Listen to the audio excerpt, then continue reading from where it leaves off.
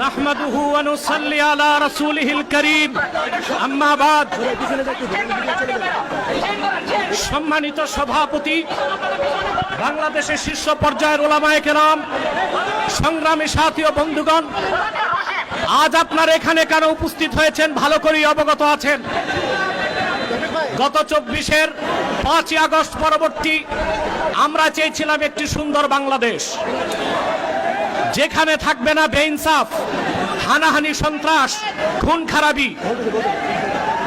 হাজারো আলেম ওলামা, পীর মাশায়েখের রক্তের উপর ভেসে এসেছে অভ্যুত্থান পরবর্তী বাংলাদেশের এই অভ্যুত্থান। অথচ আজ এই স্বাধীন বাংলায় সবচেয়ে পরাধীন হচ্ছে ইসলামপন্থীরা। তাদেরকে জঙ্গি তকমা দিয়ে পরাজিত পতিত ফ্যাসিবাদী সরকারের ভাষা এখন শোনা যাচ্ছে বর্তমান সরকারের কিছু দায়িত্বশীলদের মধ্যে। যেভাবে 16 বছরের ফ্যাসিবাদ ভেসে গেছে, আরেকটা বিপ্লবের তরে মার্কিন দালাল যারা বাংলাদেশে মার্কিন এজেন্ডা বাস্তবায়ন করতে চাও তারাও ভেসে যাবে। প্রিয় ভাইরা, আপনারা দেখেছেন জাতিসংঘের বিতর্কিত মানবাধিকার কমিশন ঢাকায় কার্যক্রম শুরু করেছে। আমরা এটা চাই নাই। পৃথিবীর 16টি যুদ্ধ বিধ্বস্ত রাষ্ট্রে জাতিসংঘ মানবাধিকার কমিশন কাজ করে। আমার প্রশ্ন, বাংলাদেশ কি যুদ্ধ বিধ্বস্ত না স্বাধীন বাংলাদেশ? তাহলে এখানে জাতিসংঘের মানবাধিকার কমিশন কেন? তাহলে বোঝা যাচ্ছে মার্কিন দালালরা বাংলাদেশকে যুদ্ধের দিকে ঠেলে দিচ্ছে।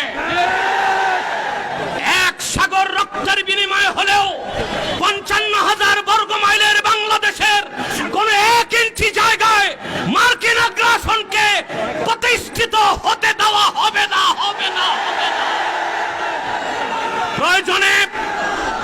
প্রয়োজনে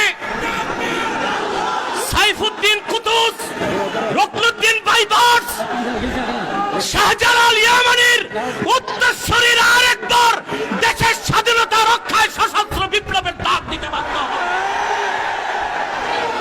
আমি বলে থাকি, জাতিসংঘ, United nation is nothing but A Christian club.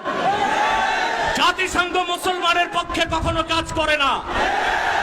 অমুসলিমদের অধিকার রক্ষাই তাদের কাজ। গাজাতে বছরের পর বছর নিরীহ মুসলমানকে হত্যা করা হচ্ছে, সেখানে মানবাধিকার কমিশন কেন না? কাশ্মীরে মুসলমানদের হত্যা করা হচ্ছে, সেখানে মানবাধিকার কমিশন কেন না? চায়নার উইগুরে মুসলমানদের হত্যা করা হচ্ছে, সেখানে মানবাধিকার কমিশন কেন না? আমরা জানি মানবাধিকার কমিশন কেন। আল্লাহ ও তার আখিরি নবী নূর নবীজি মুহাম্মদ সাল্লাল্লাহু আলাইহি ওয়াসাল্লামের আরশচুম্বী সম্মান মর্যাদার বিরুদ্ধে যে কুলাঙ্গার সাতেম কাফেররা বক্তব্য দিবে, তাদের শাস্তির দাবি করলেই মানবাধিকার কমিশন তাদের পক্ষে ঢাল হয়ে দাঁড়াবে। খেলাফত প্রতিষ্ঠার কথা যারা বলবে, জিহাদের কথা যারা বলবে, জঙ্গি তকমা দিয়ে তাদের কারাগারে বন্দী করতে চায়, আর সুযোগ দেওয়া হবে না।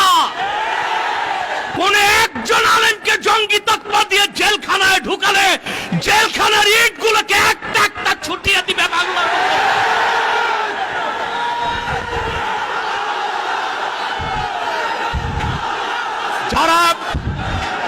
যারা শরিয়া রাষ্ট্র চায়, যারা জিহাদে বিশ্বাসী, তাদেরকেই পশ্চিমারা জঙ্গি বলে। আর যারা বুলেট নয়, ব্যালটের পূজারি, ওইসব পীর আর মৌলবীদেরকে পশ্চিমারা মডারেট মুসলিম বলে। তারা মডারেট মুসলিম না, মুনাফেক মুসলিম। প্রিয় ভাইরা, জঙ্গি শব্দের উৎপত্তি কখন থেকে? টুইন টাওয়ার হামলার পর থেকে পশ্চিমারা প্র্যাকটিসিং মুসলিমদেরকে প্রশ্নবিদ্ধ করতে, জিহাদের বিরোধিতা করতে জঙ্গি শব্দ আমদানি করেছে। আর পশ্চিমাদের পাঁচাটা গোলাম প্রথম আলো কর্তৃপক্ষ এই জঙ্গি নাটকের পক্ষে তাদের বুদ্ধিভিত্তিক সহযোগিতা করেছে। সেজন্য আমি বলবো, মুজিবের 32 নাম্বার যদি ভাঙ্গা যায়, প্রথম আলোর অফিসকে মাটির সাথে ঘুরায় দিতে হবে। এটাই বাংলাদেশের আলেমদেরকে জঙ্গি তকমা দেবার ন্যারেটিভ তৈরি করে। জঙ্গি, আমি বলি জঙ্গি খারাপ না, জাং থেকে জঙ্গি। জাং মানে যুদ্ধ, আর জঙ্গি মানে যোদ্ধা। উত্তরা দিয়াবাড়িতে জঙ্গি বিমান ভূপাতিত হয়েছে, সেটা কি সন্ত্রাসী বিমান? না, যিনি পাইলট ছিলেন তিনিও জঙ্গি, যেহেতু যোদ্ধা। মুক্তিযোদ্ধারাও জঙ্গি, যেহেতু যোদ্ধা। এই শব্দটার অপপ্রয়োগ বাংলাদেশে শুরু হয়েছে শুধু ইসলামী রাষ্ট্র যারা প্রতিষ্ঠা করতে চায়, জিহাদের পক্ষে যারা, তাদের কণ্ঠ রোধ করার জন্য। তা মেনে নেওয়া হবে না, বরদাস্ত করা হবে না।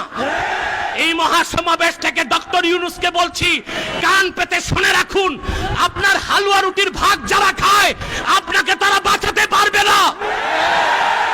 অনতি বিলম্বে উলামায়ে কেরামকে জঙ্গি তকমা দেওয়া বন্ধ করতে হবে।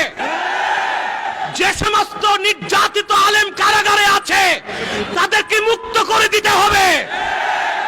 আর জাতিসংঘের বিতর্কিত কমিশন কার্যক্রম বন্ধ করতে হবে, নতুবা আমরা মার্চ টু যমুনা দিতে বাধ্য হব। আর অন্যান্য নেতৃবৃন্দ আছেন, তাদের বক্তব্য আপনারা শুনবেন। আমি আপাতত বিদায় নিচ্ছি, আপনাদের সহযোগিতা চাই। পিছনে যারা আছেন, এখনো সামনে জায়গা আছে, আপনারা যেতে পারেন। আর একটু ফাঁকা করে দাঁড়ান, নতুবা হিট স্ট্রোকের সম্ভাবনা আছে। একটু 2 হাত পিছনে চলে যান, মিডিয়াকে সামনে আসার সুযোগ করে দেন। ওয়াখির দাওয়ানা আলহামদুলিল্লাহি রাব্বিল আলামিন।